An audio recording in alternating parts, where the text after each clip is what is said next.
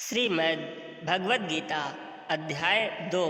संजय ने कहा, करुणा से व्याप्त शोकयुक्त अश्रुपूरित नेत्रों वाले अर्जुन को देखकर मधुसूदन कृष्ण ने ये शब्द कहे।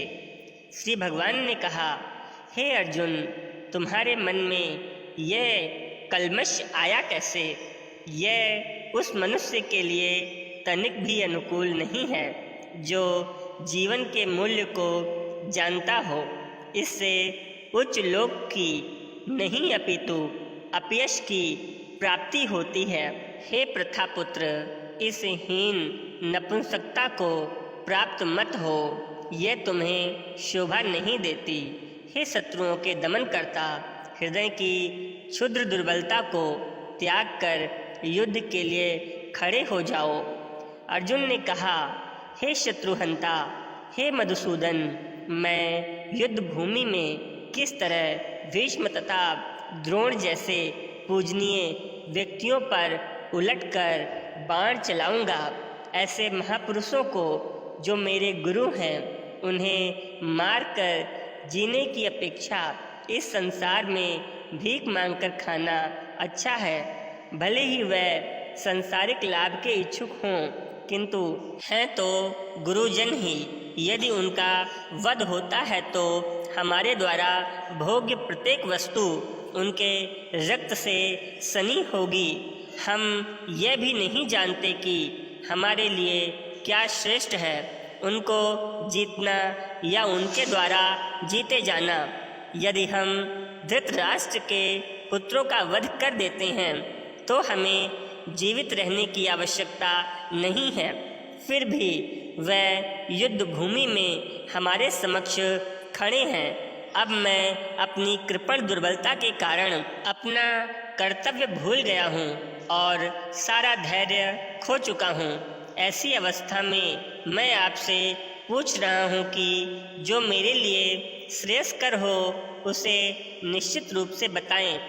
अब मैं आपका शिष्य हूँ और आपका शरणागत हूँ। कृपया मुझे उपदेश दीजिए। मुझे ऐसा कोई साधन नहीं दिखता जो मेरी इंद्रियों को सुखाने वाले इस शोक को दूर कर सके। स्वर्ग पर देवता के आधिपत्य की तरह इस धन धान्य संपन्न सारी पृथ्वी पर निष्कंटक राज्य प्राप्त करके भी मैं इस शोक को दूर नहीं कर सकूंगा। संजय ने कहा, इस प्रकार कहने के बाद शत्रुओं का दमन करने वाले अर्जुन कृष्ण से बोले, हे गोविंद, मैं युद्ध नहीं करूंगा, और चुप हो गया। हे भरतवंशी धृतराष्ट्र, उस समय दोनों सेनाओं के मध्य शोकमग्न अर्जुन से कृष्ण ने मानो हंसते हुए ये शब्द कहे। श्री भगवान ने कहा, तुम पांडित्यपूर्ण वचन कहते हुए उनके लिए शोक कर रहे हो जो शोक करने योग्य नहीं है। जो विद्वान होते हैं वह ना तो जीवित के लिए ना ही मृत के लिए शोक करते हैं।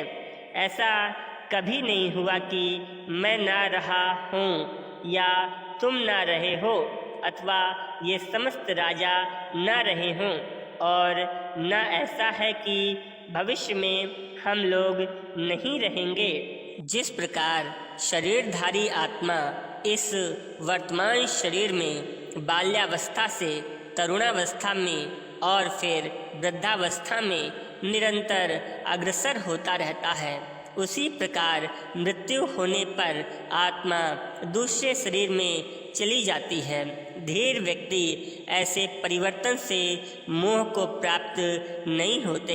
हे कुंती पुत्र, सुख तथा दुख का क्षणिक उदय तथा कालक्रम में उनका अंतर्ध्यान होना सर्दी तथा गर्मी की ऋतुओं के आने जाने के समान है। हे भरतवंशी, वह इंद्रिय बोध से उत्पन्न होते हैं और मनुष्य को चाहिए कि अविचल भाव से उनको सहन करना सीखे। हे पुरुष श्रेष्ठ अर्जुन, जो पुरुष सुख तथा दुख में विचलित नहीं होते और इन दोनों में संभाव रहते हैं, वे निश्चित रूप से मुक्ति के योग्य हैं। तत्वदर्शियों ने यह निष्कर्ष निकाला है कि असत यानी भौतिक शरीर का तो कोई चिर स्थायित्व नहीं है, किंतु सत यानी आत्मा अपरिवर्तित रहती है। उन्होंने इन दोनों की प्रकृति के अध्ययन द्वारा ये निष्कर्ष निकाला है, जो सारे शरीर में व्याप्त है उसे ही तुम अविनाशी समझो। उस अव्यव आत्मा को नष्ट करने में कोई भी समर्थ नहीं है। अविनाशी, अप्रमेय तथा शाश्वत जीव के भौतिक शरीर का अंत अवश्यंभावी है। अतः हे भरतवंशी, युद्ध करो। जो इस जीवात्मा को मारने वाला समझता है तथा जो इसे मरा हुआ समझता है, वह दोनों ही अज्ञानी हैं, क्योंकि आत्मा न तो मरती है और न ही इसे मारा जा सकता है। आत्मा के लिए किसी भी काल में न तो जन्म है न इसकी मृत्यु ही संभव है। वह न तो कभी जन्मी है और न कभी जन्म लेती है और न जन्म लेगी। वह अजन्मा, नित्य, शाश्वत तथा पुरातन है। शरीर के मारे जाने पर वह मारी नहीं जाती है।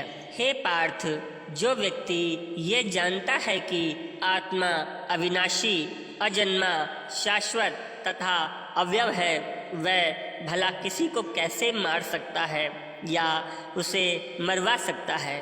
जिस प्रकार मनुष्य पुराने वस्त्रों को त्याग कर नए वस्त्र धारण करता है, उसी प्रकार आत्मा अपने पुराने तथा व्यर्थ के शरीरों को त्याग कर नवीन भौतिक शरीर धारण करती है। यह आत्मा न तो कभी किसी शस्त्र द्वारा खंड खंड की जा सकती है, न अग्नि द्वारा इसे जलाया जा सकता है, न जल द्वारा इसे भिगोया जा सकता है और न वायु इसे सुखा ही सकती है। यह आत्मा अखंडित तथा अघुलनशील है। इसे न तो जलाया जा सकता है, न ही सुखाया जा सकता है। यह शाश्वत, सर्वव्यापी, अविकारी, स्थिर तथा सदैव एक समान रहने वाली है। यह आत्मा अव्यक्त, अकल्पनीय तथा अपरिवर्तनीय कही जाती है। यह जानकर तुम्हें शरीर के लिए शोक नहीं करना चाहिए, किंतु यदि तुम ये सोचते हो कि आत्मा सदा जन्म लेती है तो सदा मरती है, तो भी हे महाबाहु, तुम्हारे शोक करने का कोई कारण नहीं है। जिसने जन्म लिया है उसकी मृत्यु निश्चित है और मृत्यु के पश्चात पुनर्जन्म भी निश्चित है। अतः अपने अपरिहार्य कर्तव्य पालन में तुम्हें शोक नहीं करना चाहिए। सारे जीव प्रारंभ में अव्यक्त रहते हैं, मध्य अवस्था में व्यक्त होते हैं और विनष्ट होने पर पुनः अव्यक्त हो जाते हैं। अतः शोक करने की क्या आवश्यकता है। कोई आत्मा को आश्चर्य से देखता है, कोई इसे आश्चर्य की तरह बताता है तथा कोई इसे आश्चर्य की तरह सुनता है, किंतु कोई कोई इसके विषय में सुनकर भी कुछ भी नहीं समझ पाते हैं। हे भरतवंशी, शरीर में रहने वाले देह का कभी भी वध नहीं किया जा सकता। अतः तुम्हें किसी भी जीव के लिए शोक करने की आवश्यकता नहीं है। क्षत्रिय होने के नाते अपने विशिष्ट धर्म का विचार करते हुए तुम्हें जानना चाहिए कि धर्म के लिए युद्ध करने से बढ़कर तुम्हारे लिए अन्य कोई कार्य नहीं है। अतः तुम्हें संकोच करने की कोई आवश्यकता नहीं है। हे पार्थ, वह क्षत्रिय सुखी हैं जिन्हें ऐसे युद्ध के अवसर अपने आप प्राप्त होते हैं, जिससे उनके लिए स्वर्गलोक के द्वार खुल जाते हैं।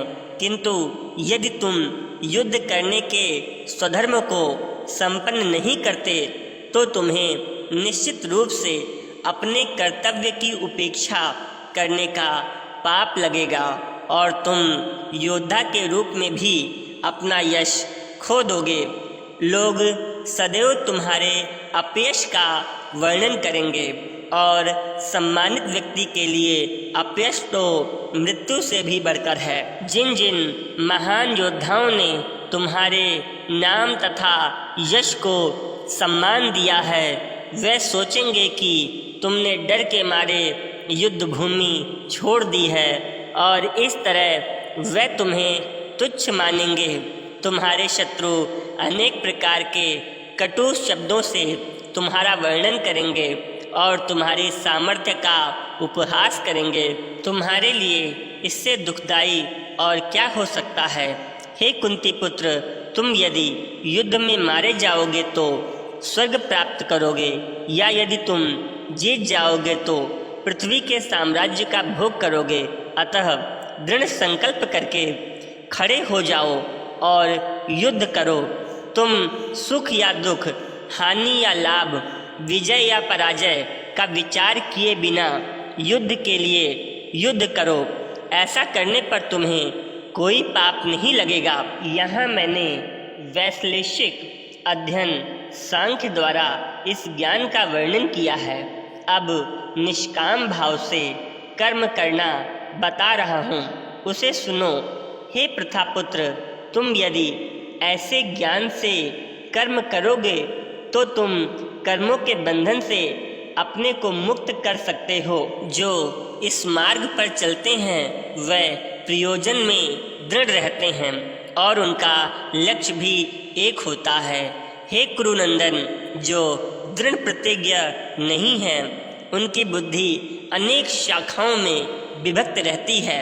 अल्पज्ञानी मनुष्य वेदों के उन अलंकारिक शब्दों के प्रति अत्यधिक आसक्त रहते हैं जो स्वर्ग की प्राप्ति, अच्छे जन्म, शक्ति इत्यादि के लिए विविध साकाम कर्म करने की संस्तुति करते हैं। इंद्रिय तृप्ति तथा ऐश्वर्यमय जीवन की अभिलाषा के कारण वे कहते हैं कि इससे बढ़कर कुछ और नहीं है। जो लोग इंद्रिय भोग तथा भौतिक ऐश्वर्य के प्रति अत्यधिक आसक्त होने से ऐसी वस्तुओं से मोहग्रस्त हो जाते हैं, उनके मनों में भगवान के प्रति भक्ति का दृढ़ निश्चय नहीं हो पाता है। वेदों में मुख्यतः प्रकृति के 3 गुणों का वर्णन हुआ है। हे अर्जुन, इन 3 गुणों से ऊपर उठो। समस्त दैत्यों और लाभ तथा सुरक्षा की सारी चिंताओं से मुक्त होकर आत्मपरायण बनो। एक छोटे से कूप का सारा कार्य एक विशाल जलाशय से तुरंत पूरा हो जाता है। इसी प्रकार वेदों के आंतरिक तात्पर्य जानने वाले को उनके सारे प्रयोजन सिद्ध हो जाते हैं। तुम्हें अपना कर्म कर्तव्य करने का अधिकार है, किंतु कर्म के फलों के तुम अधिकारी नहीं हो। तुम न तो कभी अपने आप को अपने कर्मों के फलों का कारण मानो, न ही कर्म न करने में कभी आसक्ति रखो। हे अर्जुन, जय अथवा पराजय की समस्त आसक्ति त्याग कर समभाव से अपना कर्म करो। ऐसी समता योग कहलाती है। हे धनंजय, भक्ति के द्वारा समस्त गर्हित कर्मों से दूर रहो और उसी भाव से भगवान की शरण ग्रहण करो। जो व्यक्ति अपने सकाम कर्म फलों को भोगना चाहते हैं वे कृपण हैं। भक्ति में संलग्न मनुष्य इस जीवन में ही अच्छे तथा बुरे कार्यों से अपने को मुक्त कर लेता है। अतः योग के लिए प्रयत्न करो, क्योंकि सारा कार्य कौशल यही है। इस तरह भगवत भक्ति में लगे रहकर बड़े बड़े ऋषि मुनि तथा भक्तगण अपने आप को इस भौतिक संसार में कर्म के फलों से मुक्त कर लेते हैं। इस प्रकार वे जन्म मृत्यु के चक्र से छूट जाते हैं और भगवान के पास जाकर उस अवस्था को प्राप्त करते हैं जो समस्त दुखों से परे है। जब तुम्हारी बुद्धि मोह रूपी सघन वन को पार कर जाएगी तो तुम सुने हुए तथा सुनने योग्य सबके प्रति अन्य मनस्क हो जाओगे। जब तुम्हारा मन वेदों की अलंकारमयी भाषा से विचलित न हो और वह आत्म साक्षात्कार की समाधि में स्थिर हो जाए, तब तुम्हें दिव्य चेतना प्राप्त हो जाएगी। अर्जुन ने कहा, हे कृष्ण, अध्यात्म में लीन चेतना वाले व्यक्ति स्थित प्रज्ञ के क्या लक्षण होते हैं? वह कैसे बोलता है तथा उसकी भाषा कैसी होती है? वह किस तरह बैठता और चलता है?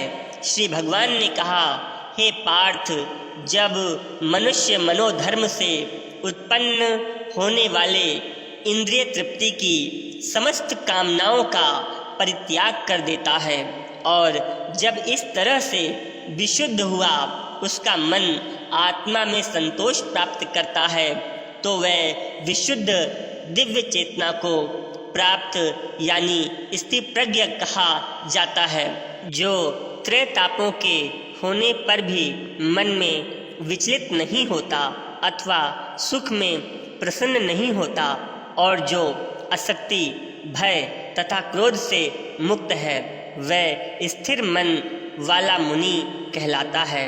इस भौतिक जगत में जो व्यक्ति ना तो शुभ की प्राप्ति से हर्षित होता है और ना ही अशुभ के प्राप्त होने पर उससे घृणा करता है, वह पूर्ण ज्ञान में स्थिर होता है। जिस प्रकार कछुआ अपने अंगों को संकुचित करके खोल के भीतर कर लेता है, उसी तरह जो मनुष्य अपनी इंद्रियों को इंद्रिय विषयों से खींच लेता है, वह पूर्ण चेतना में दृढ़तापूर्वक स्थिर होता है। देहधारी जीव इंद्रिय भोग से भले ही निवृत्त हो जाएं, पर उसमें इंद्रिय भोगों की इच्छा बनी रहती है। लेकिन उत्तम रस के अनुभव होने से ऐसे कार्यों को बंद करने पर वह भक्ति में स्थिर हो जाता है। हे अर्जुन, इंद्रियां इतनी प्रबल तथा वेगमान है कि वह उस विवेकी पुरुष के मन को भी बलपूर्वक हर लेती हैं, जो उन्हें वश में करने का प्रयत्न करता है। जो इंद्रियों को पूर्णतः वश में रखते हुए इंद्रिय संयमन करता है और अपनी चेतना को मुझ में स्थिर कर देता है, वह मनुष्य स्थिर बुद्धि कहलाता है।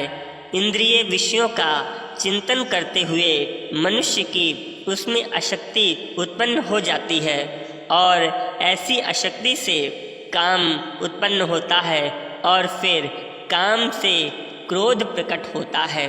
क्रोध से पूर्ण मोह उत्पन्न होता है और मोह से स्मरण शक्ति का विभ्रम हो जाता है। जब स्मरण शक्ति भ्रमित हो जाती है तो बुद्धि नष्ट हो जाती है और बुद्धि नष्ट होने पर मनुष्य भवकूप में पुनः गिर जाता है। किंतु समस्त राग तथा द्वेष से मुक्त एवं अपनी इंद्रियों को संयम द्वारा वश में करने में समर्थ व्यक्ति भगवान की पूर्ण कृपा प्राप्त कर सकता है। इस प्रकार से कृष्ण भावनामृत में तुष्ट व्यक्ति के लिए संसार के तीनों ताप नष्ट हो जाते हैं और ऐसी तुष्ट चेतना होने पर उसकी बुद्धि शीघ्र ही स्थिर हो जाती है। जो कृष्ण भावनामृत में परमेश्वर से संबंधित नहीं है, उसकी ना तो बुद्धि दिव्य होती है और ना ही मन स्थिर होता है, जिसके बिना शांति की कोई संभावना नहीं है। शांति के बिना सुख हो भी कैसे सकता है? जिस प्रकार पानी में तैरती नाव को प्रचंड वायु दूर बहा ले जाती है, उसी प्रकार विचरणशील इंद्रियों में से कोई एक जिस पर मन निरंतर लगा रहता है, मनुष्य की बुद्धि को हर लेती है। अतः हे महाबाहु, जिस पुरुष की इंद्रियां अपने अपने विषयों से सब प्रकार से विरत होकर उसके वश में है, उसी की बुद्धि निसंदेह स्थिर है। जो सब जीवों के लिए रात्रि है, वह आत्म संयमी के जागने का समय है, और जो समस्त जीवों के जागने का समय है, वह आत्मनिरीक्षक मुनि के लिए रात्रि है। जो पुरुष समुद्र में निरंतर प्रवेश करती रहने वाली नदियों के समान इच्छाओं के निरंतर प्रवाह से विचलित नहीं होता और जो सदैव स्थिर रहता है, वही शांति प्राप्त कर सकता है। वह नहीं जो ऐसी इच्छाओं को तुष्ट करने की चेष्टा करता रहता है। जिस व्यक्ति ने इंद्रिय तृप्ति की समस्त इच्छाओं का परित्याग कर दिया है, जो इच्छाओं से रहित रहता है, और जिसने सारी समता त्याग दी है तथा अहंकार से रहित है, वही वास्तविक शांति को प्राप्त कर सकता है। यह आध्यात्मिक तथा ईश्वरीय जीवन का पथ है, जिसे प्राप्त करके मनुष्य मोहित नहीं होता। यदि कोई जीवन के अंतिम समय में भी इस तरह स्थित हो तो वह भगवत धाम में प्रवेश कर सकता है। इस प्रकार श्रीमद् भगवत गीता के द्वितीय अध्याय गीता का सार का भक्ति वेदांत तात्पर्य पूर्ण हुआ। बोलो श्री कृष्ण भगवान की जय, श्री विष्णु भगवान की जय, श्री गुरु आशुतोष महाराज की जय। ओम श्री गुरुवे नमः। ओम श्री आशुतोषाय नमः। श्रीमद् भगवद गीता अध्याय 2। संजय ने कहा, करुणा से व्याप्त शोक युक्त अश्रुपूरित नेत्रों वाले अर्जुन को देखकर मधुसूदन कृष्ण ने ये शब्द कहे। श्री भगवान ने कहा, हे अर्जुन, तुम्हारे मन में यह कल्मश आया कैसे? यह उस मनुष्य के लिए तनिक भी अनुकूल नहीं है जो जीवन के मूल्य को जानता हो। इससे उच्च लोक की नहीं अपितु अपयश की प्राप्ति होती है। हे प्रथापुत्र, इस हीन नपुंसकता को प्राप्त मत हो, यह तुम्हें शोभा नहीं देती। हे शत्रुओं के दमन करता, हृदय की क्षुद्र दुर्बलता को त्याग कर युद्ध के लिए खड़े हो जाओ। अर्जुन ने कहा, हे शत्रुहंता, हे मधुसूदन, मैं युद्ध भूमि में किस तरह भीष्म तथा द्रोण जैसे पूजनीय व्यक्तियों पर उलटकर बाण चलाऊंगा? ऐसे महापुरुषों को जो मेरे गुरु हैं, उन्हें मारकर जीने की अपेक्षा इस संसार में भीख मांगकर खाना अच्छा है। भले ही वह सांसारिक लाभ के इच्छुक हों, किंतु हैं तो गुरुजन ही। यदि उनका वध होता है तो हमारे द्वारा भोग्य प्रत्येक वस्तु उनके रक्त से सनी होगी। हम यह भी नहीं जानते कि हमारे लिए क्या श्रेष्ठ है, उनको जीतना या उनके द्वारा जीते जाना। यदि हम धृतराष्ट्र के पुत्रों का वध कर देते हैं तो हमें जीवित रहने की आवश्यकता नहीं है। फिर भी वह युद्ध भूमि में हमारे समक्ष खड़े हैं। अब मैं अपनी कृपण दुर्बलता के कारण अपना कर्तव्य भूल गया हूँ और सारा धैर्य खो चुका हूँ। ऐसी अवस्था में मैं आपसे पूछ रहा हूँ कि जो मेरे लिए श्रेयस्कर हो उसे निश्चित रूप से बताएं। अब मैं आपका शिष्य हूँ और आपका शरणागत हूँ। कृपया मुझे उपदेश दीजिए। मुझे ऐसा कोई साधन नहीं दिखता जो मेरी इंद्रियों को सुखाने वाले इस शोक को दूर कर सके। स्वर्ग पर देवता के आधिपत्य की तरह इस धन धान्य संपन्न सारी पृथ्वी पर निष्कंटक राज्य प्राप्त करके भी मैं इस शोक को दूर नहीं कर सकूंगा। संजय ने कहा, इस प्रकार कहने के बाद शत्रुओं का दमन करने वाले अर्जुन कृष्ण से बोले, हे गोविंद, मैं युद्ध नहीं करूंगा, और चुप हो गया। हे भरतवंशी धृतराष्ट्र, उस समय दोनों सेनाओं के मध्य शोकमग्न अर्जुन से कृष्ण ने मानो हंसते हुए ये शब्द कहे।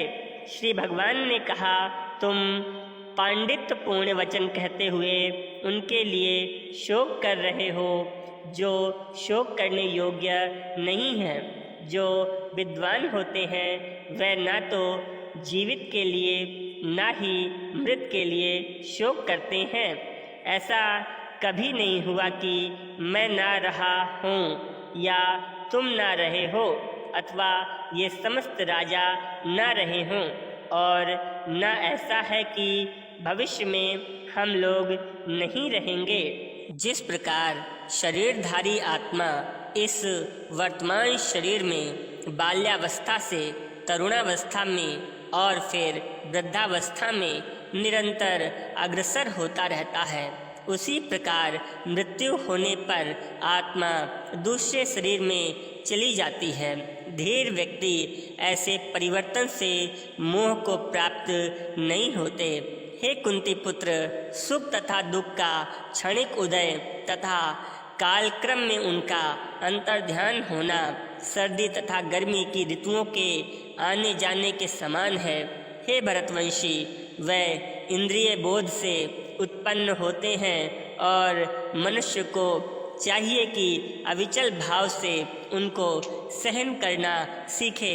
हे पुरुष श्रेष्ठ अर्जुन, जो पुरुष सुख तथा दुख में विचलित नहीं होते और इन दोनों में संभाव रहते हैं, वह निश्चित रूप से मुक्ति के योग्य हैं। तत्वदर्शियों ने यह निष्कर्ष निकाला है कि असत यानी भौतिक शरीर का तो कोई चिर स्थायित्व नहीं है, किंतु सत यानी आत्मा अपरिवर्तित रहती है।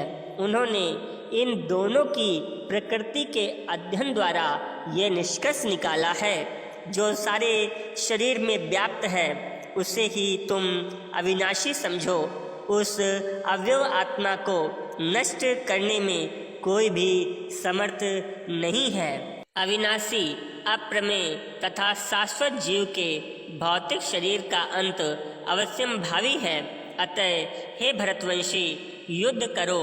जो इस जीवात्मा को मारने वाला समझता है तथा जो इसे मरा हुआ समझता है, वह दोनों ही अज्ञानी हैं, क्योंकि आत्मा ना तो मरती है और न ही इसे मारा जा सकता है। आत्मा के लिए किसी भी काल में ना तो जन्म है ना इसकी मृत्यु ही संभव है।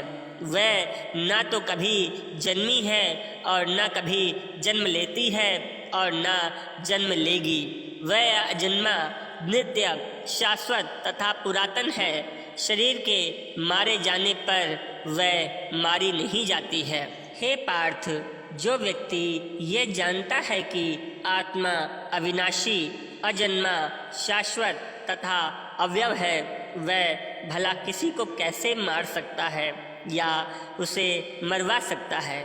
जिस प्रकार मनुष्य पुराने वस्त्रों को त्याग कर नए वस्त्र धारण करता है, उसी प्रकार आत्मा अपने पुराने तथा व्यर्थ के शरीरों को त्याग कर नवीन भौतिक शरीर धारण करती है।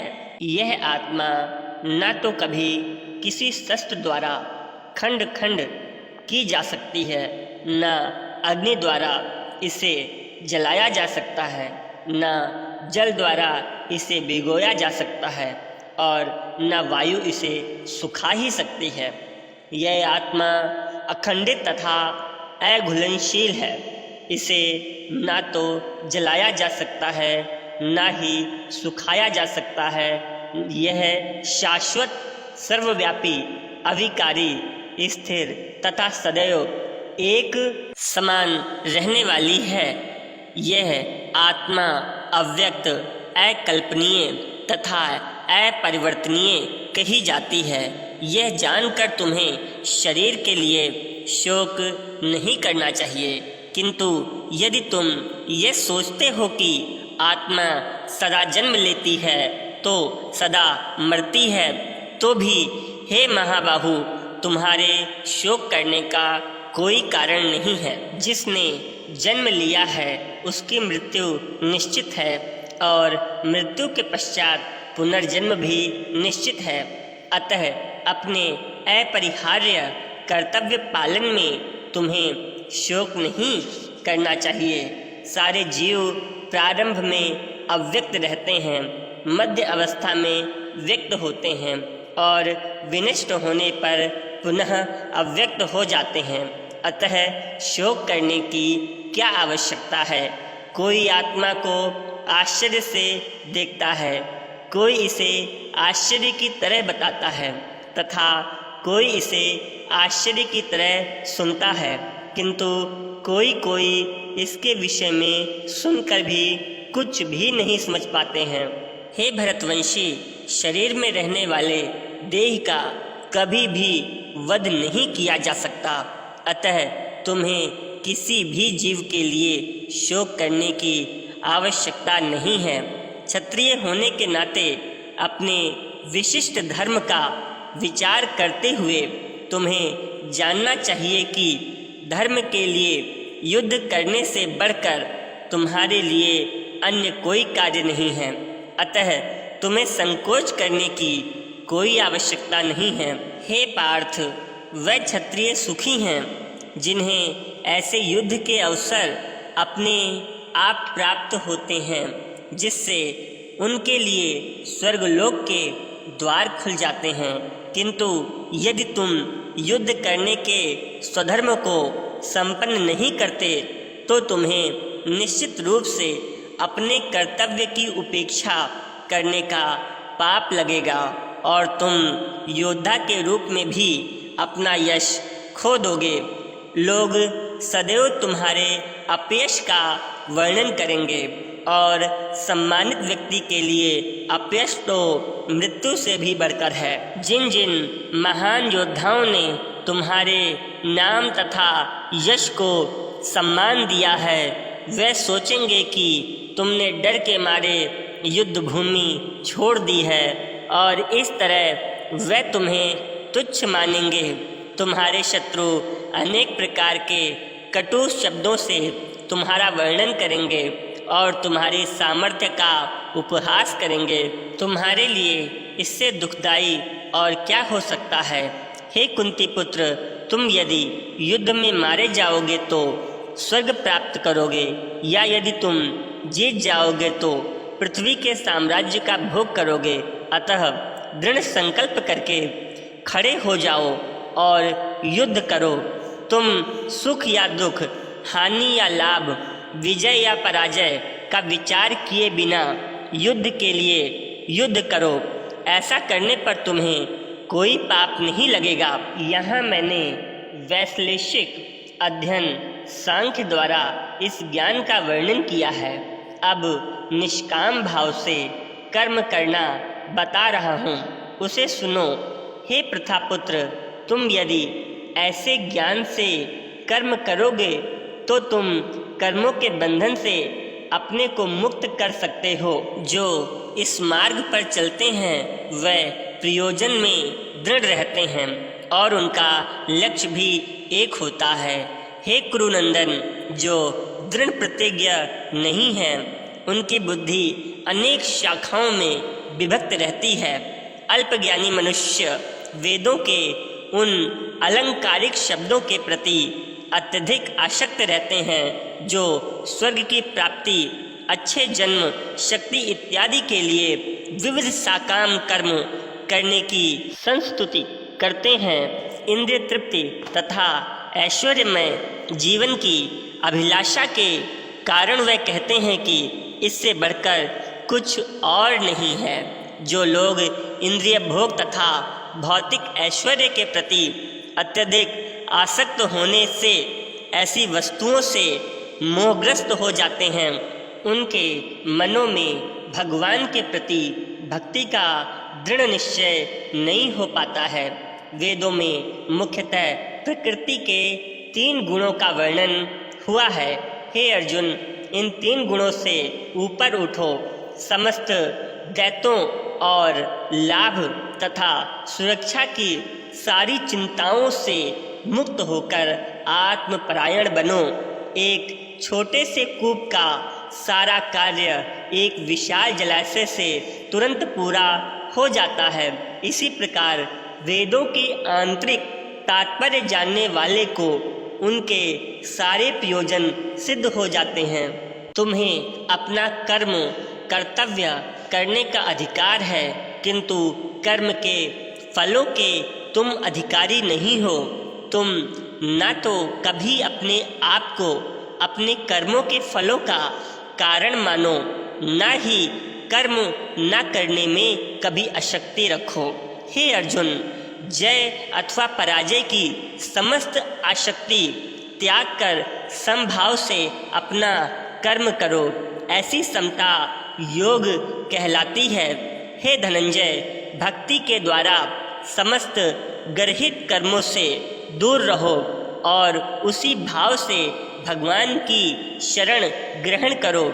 जो व्यक्ति अपने सकाम कर्म फलों को भोगना चाहते हैं वह कृपण हैं। भक्ति में संलग्न मनुष्य इस जीवन में ही अच्छे तथा बुरे कार्यों से अपने को मुक्त कर लेता है। अतः योग के लिए प्रयत्न करो, क्योंकि सारा कार्य कौशल यही है। इस तरह भगवत भक्ति में लगे रहकर बड़े बड़े ऋषि मुनि तथा भक्तगण अपने आप को इस भौतिक संसार में कर्म के फलों से मुक्त कर लेते हैं। इस प्रकार वह जन्म मृत्यु के चक्र से छूट जाते हैं और भगवान के पास जाकर उस अवस्था को प्राप्त करते हैं जो समस्त दुखों से परे है। जब तुम्हारी बुद्धि मोह रूपी सघन वन को पार कर जाएगी तो तुम सुने हुए तथा सुनने योग्य सबके प्रति अन्य मनस्क हो जाओगे। जब तुम्हारा मन वेदों की अलंकारमयी भाषा से विचलित न हो और वह आत्म साक्षात्कार की समाधि में स्थिर हो जाए, तब तुम्हें दिव्य चेतना प्राप्त हो जाएगी। अर्जुन ने कहा, हे कृष्ण, अध्यात्म में लीन चेतना वाले व्यक्ति स्थित प्रज्ञ के क्या लक्षण होते हैं, वह कैसे बोलता है तथा उसकी भाषा कैसी होती है, वह किस तरह बैठता और चलता है।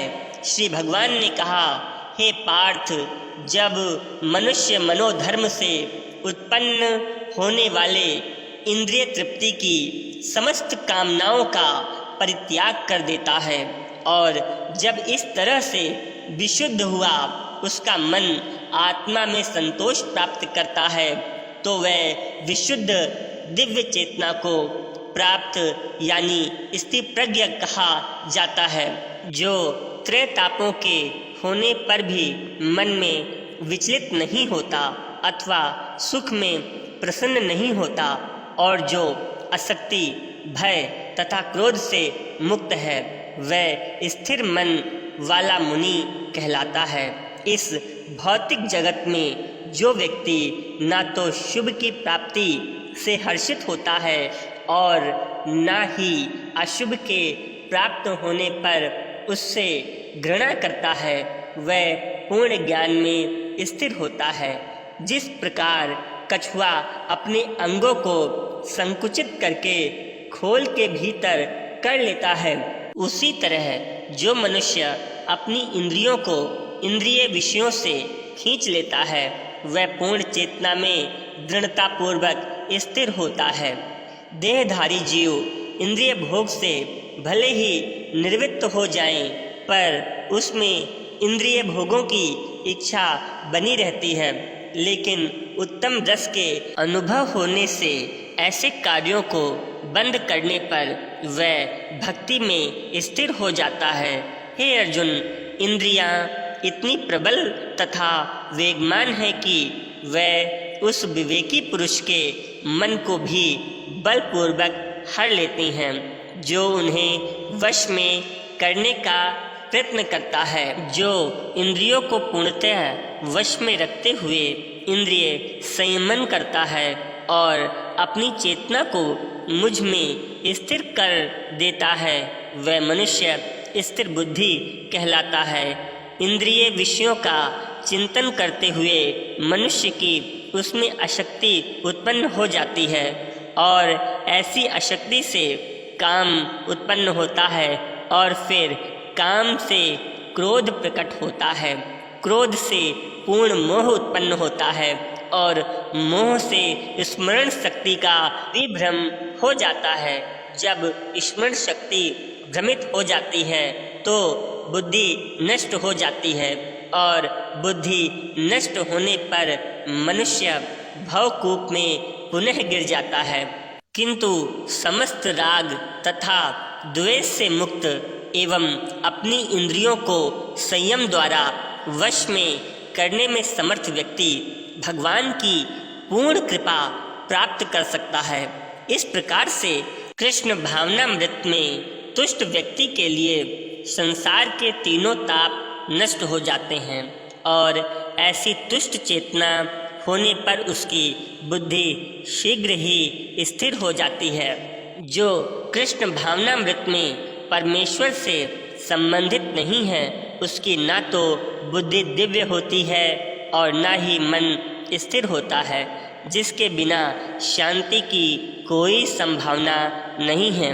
शांति के बिना सुख हो भी कैसे सकता है।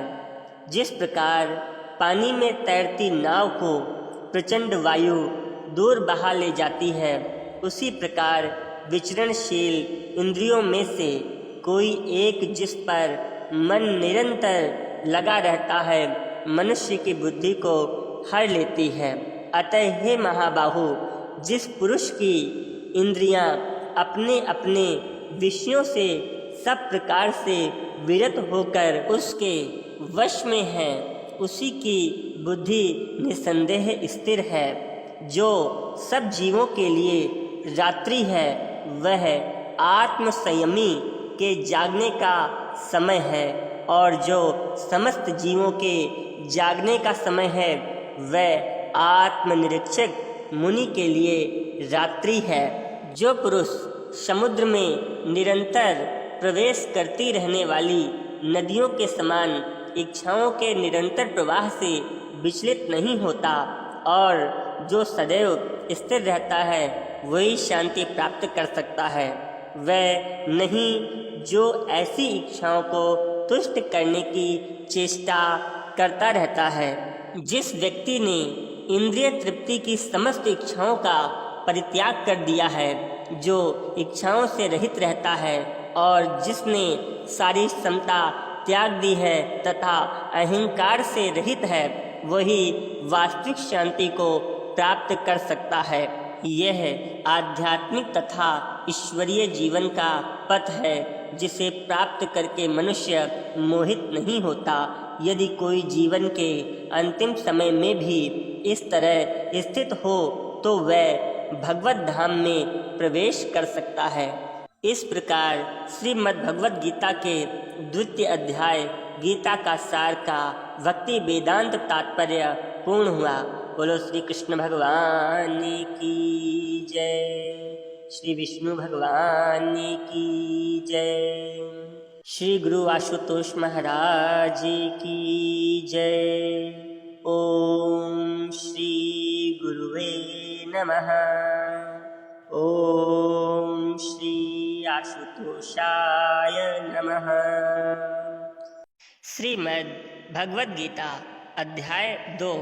संजय ने कहा, करुणा से व्याप्त शोक युक्त अश्रुपूरित नेत्रों वाले अर्जुन को देखकर मधुसूदन कृष्ण ने ये शब्द कहे। श्री भगवान ने कहा, हे अर्जुन, तुम्हारे मन में यह कल्मश आया कैसे? यह उस मनुष्य के लिए तनिक भी अनुकूल नहीं है जो जीवन के मूल्य को जानता हो इससे उच्च लोक की नहीं अपितु अपयश की प्राप्ति होती है। हे प्रथापुत्र, इस हीन नपुंसकता को प्राप्त मत हो, यह तुम्हें शोभा नहीं देती। हे शत्रुओं के दमन करता, हृदय की क्षुद्र दुर्बलता को त्याग कर युद्ध के लिए खड़े हो जाओ। अर्जुन ने कहा, हे शत्रुहंता, हे मधुसूदन, मैं युद्ध भूमि में किस तरह भीष्म तथा द्रोण जैसे पूजनीय व्यक्तियों पर उलटकर बाण चलाऊंगा। ऐसे महापुरुषों को जो मेरे गुरु हैं, उन्हें मारकर जीने की अपेक्षा इस संसार में भीख मांगकर खाना अच्छा है। भले ही वह सांसारिक लाभ के इच्छुक हों, किंतु हैं तो गुरुजन ही। यदि उनका वध होता है तो हमारे द्वारा भोग्य प्रत्येक वस्तु उनके रक्त से सनी होगी।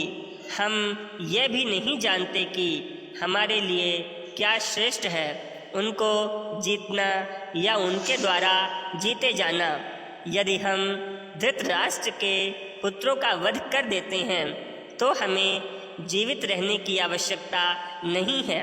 फिर भी वह युद्ध भूमि में हमारे समक्ष खड़े हैं। अब मैं अपनी कृपण दुर्बलता के कारण अपना कर्तव्य भूल गया हूँ और सारा धैर्य खो चुका हूँ। ऐसी अवस्था में मैं आपसे पूछ रहा हूँ कि जो मेरे लिए श्रेयस्कर हो उसे निश्चित रूप से बताएं। अब मैं आपका शिष्य हूँ और आपका शरणागत हूँ। कृपया मुझे उपदेश दीजिए। मुझे ऐसा कोई साधन नहीं दिखता जो मेरी इंद्रियों को सुखाने वाले इस शोक को दूर कर सके। स्वर्ग पर देवता के आधिपत्य की तरह इस धन धान्य संपन्न सारी पृथ्वी पर निष्कंटक राज्य प्राप्त करके भी मैं इस शोक को दूर नहीं कर सकूंगा।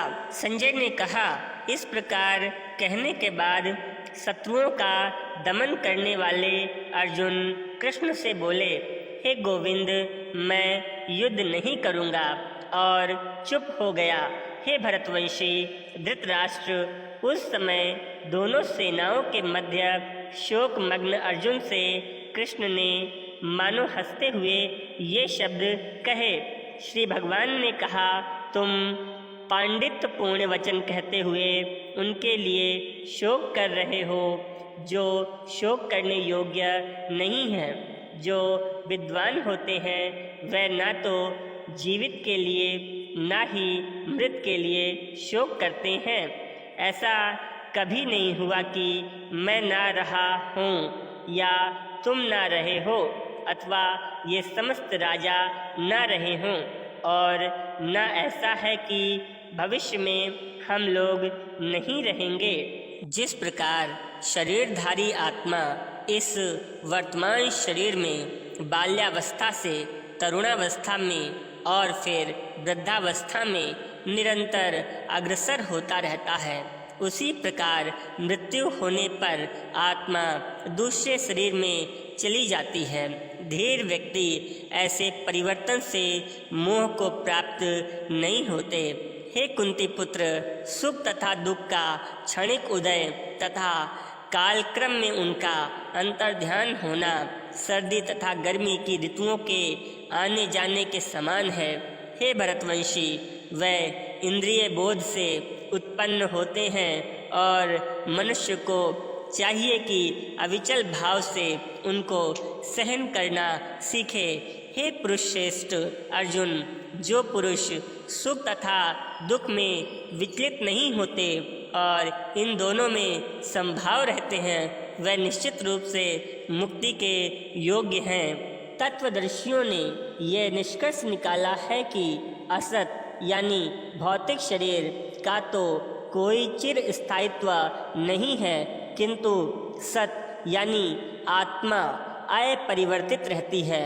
उन्होंने इन दोनों की प्रकृति के अध्ययन द्वारा ये निष्कर्ष निकाला है, जो सारे शरीर में व्याप्त है उसे ही तुम अविनाशी समझो।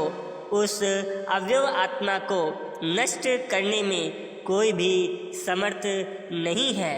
अविनाशी, अप्रमेय तथा शाश्वत जीव के भौतिक शरीर का अंत अवश्यंभावी है। अतः हे भरतवंशी, युद्ध करो।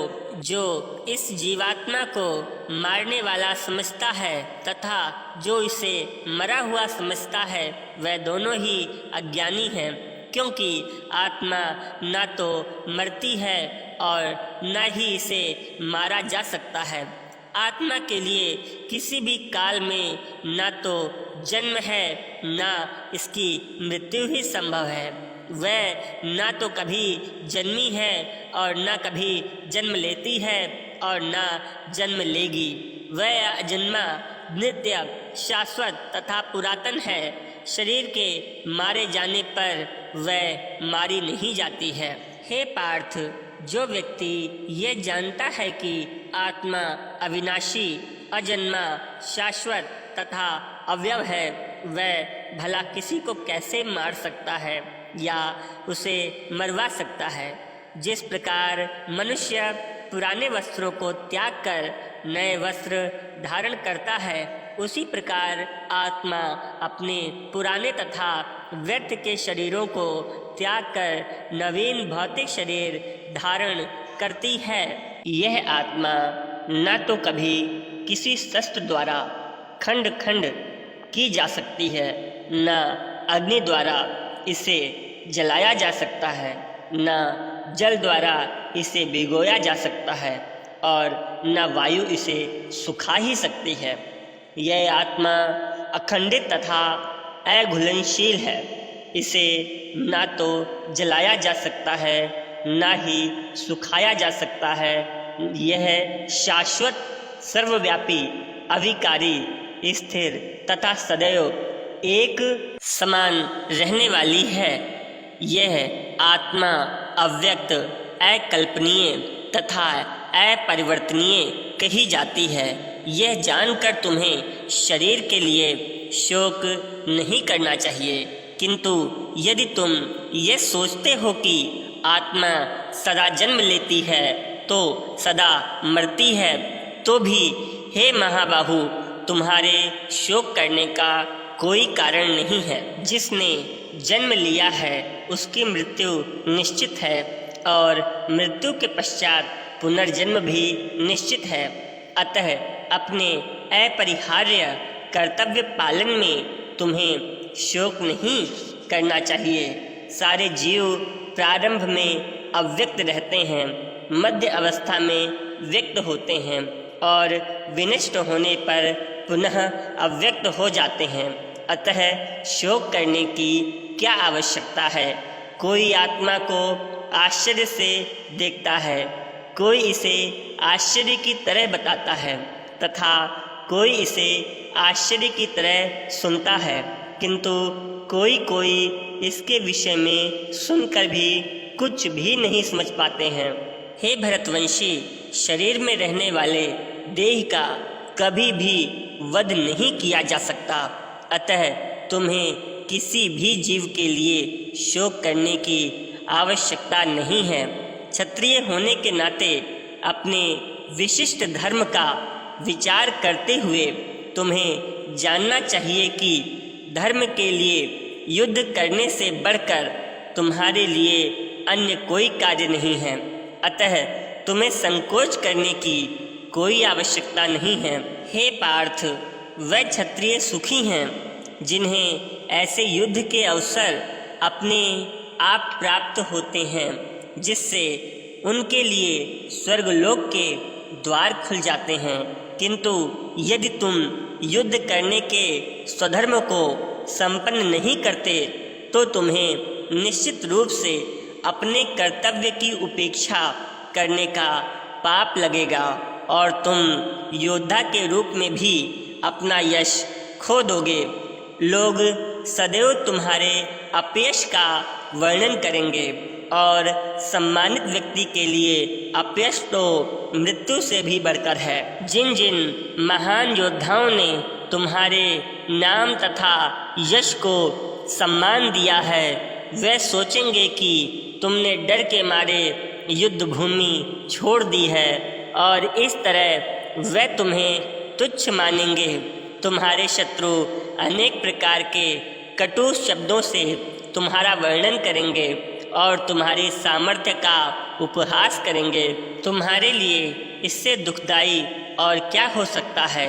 हे कुंती पुत्र, तुम यदि युद्ध में मारे जाओगे तो स्वर्ग प्राप्त करोगे, या यदि तुम जीत जाओगे तो पृथ्वी के साम्राज्य का भोग करोगे। अतः दृढ़ संकल्प करके खड़े हो जाओ और युद्ध करो। तुम सुख या दुख, हानि या लाभ, विजय या पराजय का विचार किए बिना युद्ध के लिए युद्ध करो। ऐसा करने पर तुम्हें कोई पाप नहीं लगेगा। यहाँ मैंने वैश्लेषिक अध्ययन सांख्य द्वारा इस ज्ञान का वर्णन किया है। अब निष्काम भाव से कर्म करना बता रहा हूँ, उसे सुनो। हे प्रथापुत्र, तुम यदि ऐसे ज्ञान से कर्म करोगे तो तुम कर्मों के बंधन से अपने को मुक्त कर सकते हो। जो इस मार्ग पर चलते हैं वे प्रयोजन में दृढ़ रहते हैं और उनका लक्ष्य भी एक होता है। हे कुरुनंदन, जो दृढ़ प्रतिज्ञा नहीं है उनकी बुद्धि अनेक शाखाओं में विभक्त रहती है। अल्पज्ञानी मनुष्य वेदों के उन अलंकारिक शब्दों के प्रति अत्यधिक आसक्त रहते हैं जो स्वर्ग की प्राप्ति, अच्छे जन्म, शक्ति इत्यादि के लिए विविध साकाम कर्म करने की संस्तुति करते हैं। इंद्रिय तृप्ति तथा ऐश्वर्यमय जीवन की अभिलाषा के कारण वे कहते हैं कि इससे बढ़कर कुछ और नहीं है।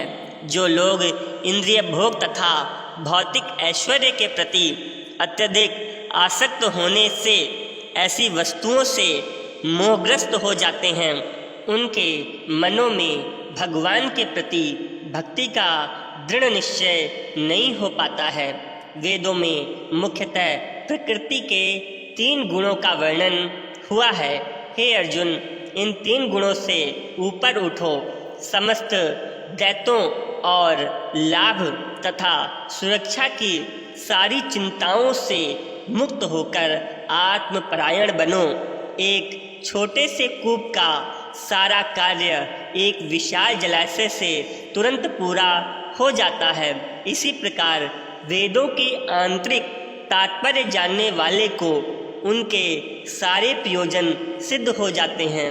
तुम्हें अपना कर्म कर्तव्य करने का अधिकार है, किंतु कर्म के फलों के तुम अधिकारी नहीं हो। तुम न तो कभी अपने आप को अपने कर्मों के फलों का कारण मानो, न ही कर्म न करने में कभी आसक्ति रखो। हे अर्जुन, जय अथवा पराजय की समस्त आसक्ति त्याग कर समभाव से अपना कर्म करो। ऐसी समता योग कहलाती है। हे धनंजय, भक्ति के द्वारा समस्त गर्हित कर्मों से दूर रहो और उसी भाव से भगवान की शरण ग्रहण करो। जो व्यक्ति अपने सकाम कर्म फलों को भोगना चाहते हैं वे कृपण हैं। भक्ति में संलग्न मनुष्य इस जीवन में ही अच्छे तथा बुरे कार्यों से अपने को मुक्त कर लेता है। अतः योग के लिए प्रयत्न करो, क्योंकि सारा कार्य कौशल यही है। इस तरह भगवत भक्ति में लगे रहकर बड़े बड़े ऋषि, मुनि तथा भक्तगण अपने आप को इस भौतिक संसार में कर्म के फलों से मुक्त कर लेते हैं। इस प्रकार वे जन्म मृत्यु के चक्र से छूट जाते हैं और भगवान के पास जाकर उस अवस्था को प्राप्त करते हैं जो समस्त दुखों से परे है। जब तुम्हारी बुद्धि मोह रूपी सघन वन को पार कर जाएगी तो तुम सुने हुए तथा सुनने योग्य सबके प्रति अन्य मनस्क हो जाओगे। जब तुम्हारा मन वेदों की अलंकारमयी भाषा से विचलित न हो और वह आत्म साक्षात्कार कि समाधि में स्थिर हो जाए, तब तुम्हें दिव्य चेतना प्राप्त हो जाएगी। अर्जुन ने कहा, हे कृष्ण, अध्यात्म में लीन चेतना वाले व्यक्ति स्थित प्रज्ञ के क्या लक्षण होते हैं? वह कैसे बोलता है तथा उसकी भाषा कैसी होती है? वह किस तरह बैठता और चलता है? श्री भगवान ने कहा, हे पार्थ, जब मनुष्य मनोधर्म से उत्पन्न होने वाले इंद्रिय तृप्ति की समस्त कामनाओं का परित्याग कर देता है और जब इस तरह से विशुद्ध हुआ उसका मन आत्मा में संतोष प्राप्त करता है, तो वह विशुद्ध दिव्य चेतना को प्राप्त यानी स्थिर प्रज्ञ कहा जाता है, जो त्रैतापों के होने पर भी मन में विचलित नहीं होता अथवा सुख में प्रसन्न नहीं होता और जो आसक्ति, भय तथा क्रोध से मुक्त है, वह स्थिर मन वाला मुनि कहलाता है। इस भौतिक जगत में जो व्यक्ति ना तो शुभ की प्राप्ति से हर्षित होता है और ना ही अशुभ के प्राप्त होने पर उससे घृणा करता है, वह पूर्ण ज्ञान में स्थिर होता है। जिस प्रकार कछुआ अपने अंगों को संकुचित करके खोल के भीतर कर लेता है, उसी तरह जो मनुष्य अपनी इंद्रियों को इंद्रिय विषयों से खींच लेता है, वह पूर्ण चेतना में दृढ़तापूर्वक स्थिर होता है। देहधारी जीव इंद्रिय भोग से भले ही निवृत्त हो जाएं, पर उसमें इंद्रिय भोगों की इच्छा बनी रहती है। लेकिन उत्तम रस के अनुभव होने से ऐसे कार्यों को बंद करने पर वह भक्ति में स्थिर हो जाता है। हे अर्जुन, इंद्रियां इतनी प्रबल तथा वेगमान है कि वह उस विवेकी पुरुष के मन को भी बलपूर्वक हर लेती हैं, जो उन्हें वश में करने का प्रयत्न करता है। जो इंद्रियों को पूर्णतः वश में रखते हुए इंद्रिय संयमन करता है और अपनी चेतना को मुझ में स्थिर कर देता है, वह मनुष्य स्थिर बुद्धि कहलाता है। इंद्रिय विषयों का चिंतन करते हुए मनुष्य की उसमें आसक्ति उत्पन्न हो जाती है और ऐसी आसक्ति से काम उत्पन्न होता है और फिर काम से क्रोध प्रकट होता है। क्रोध से पूर्ण मोह उत्पन्न होता है और मोह से स्मरण शक्ति का विभ्रम हो जाता है। जब स्मरण शक्ति भ्रमित हो जाती है तो बुद्धि नष्ट हो जाती है और बुद्धि नष्ट होने पर मनुष्य भवकूप में पुनः गिर जाता है। किंतु समस्त राग तथा द्वेष से मुक्त एवं अपनी इंद्रियों को संयम द्वारा वश में करने में समर्थ व्यक्ति भगवान की पूर्ण कृपा प्राप्त कर सकता है।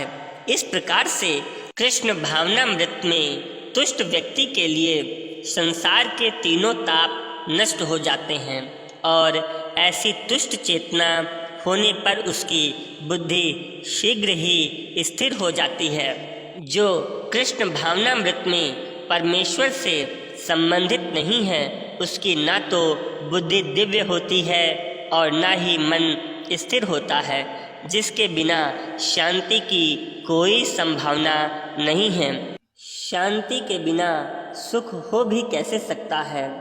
जिस प्रकार पानी में तैरती नाव को प्रचंड वायु दूर बहा ले जाती है, उसी प्रकार विचरणशील इंद्रियों में से कोई एक जिस पर मन निरंतर लगा रहता है, मनुष्य की बुद्धि को हर लेती है।